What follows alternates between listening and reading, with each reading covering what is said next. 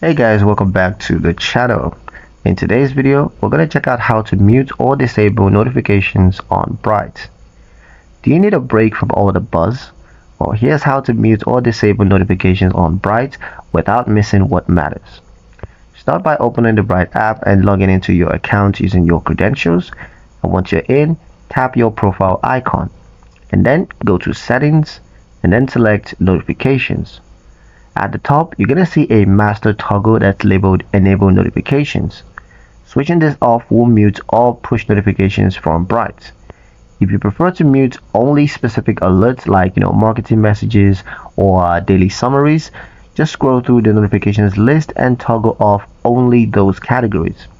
For a temporary break, you can tap Do Not Disturb and then set the time frame when you don't want to receive notifications like overnight or during work hours. You're now in full control of your notification flow, silent when you want it, alerts when you need them. And that's pretty much it for the video, guys. Hope you liked it. Hope you found the information here useful enough. If you did, like, share and subscribe for more Bright customizations made easy. Thank you guys for watching, and we'll see you in the next one.